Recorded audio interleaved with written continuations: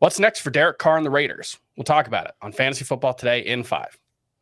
Welcome to FFT in 5. I'm Chris Towers here with Heath Cummings, and the Raiders, as expected, just cut Derek Carr, saving them about $30 million in cap space for the 2023 season, but leaving a fairly sizable hole at the quarterback position that, I mean, it's kind of a big deal because, you know, Devonta Adams, still a top 10 wide receiver, I think, in everyone's rankings, at least last I saw. That was the initial rankings. With Derek Carr officially gone, though, have you thought about moving Devonta Adams down for 2023 yet? No, because for most of these teams that don't have a quarterback, I'm just projecting them to have a league average quarterback, which is exactly what Devonta Adams had last year, was a league average quarterback. So it's possible they will have someone worse, and at that point, I will downgrade. But it's also possible they could have someone better. So I think just staying the course at this point, expecting that they're going to have a quarterback that ranks somewhere between 13th and 19th, and then if something outside of those parameters happen, then we'll make an adjustment.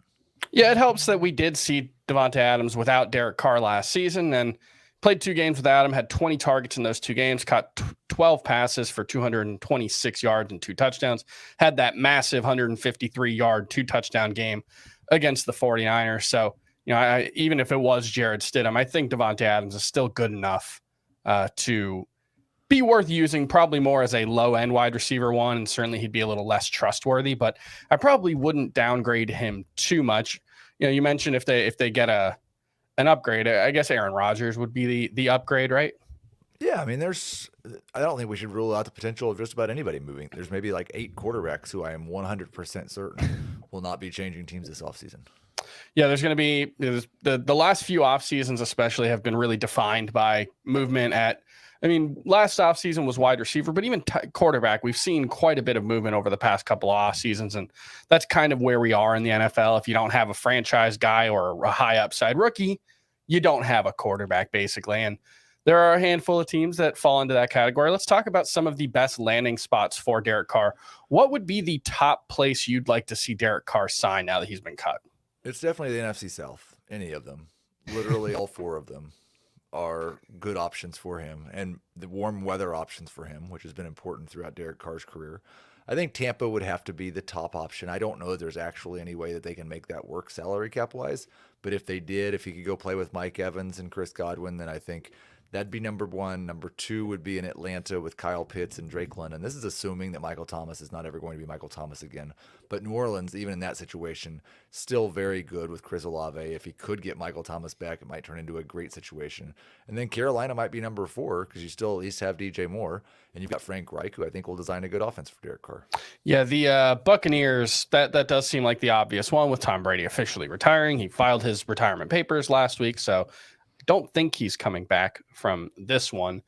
Unfortunately, the Tampa Bay Buccaneers are currently projected to have negative $55,714,949 in cap space. That is negative 56 million or so. So they would definitely have to do some juggling. And look, the New Orleans Saints have taught us over the last decade that there's no such thing as not having cap space. If there's a will, you can make it happen. But yeah, that's going to be a tough one. Any other landing spots that you could see for Derek Carr? How would you feel about him? Is there any landing spot that would make him a top 12 quarterback for 2023?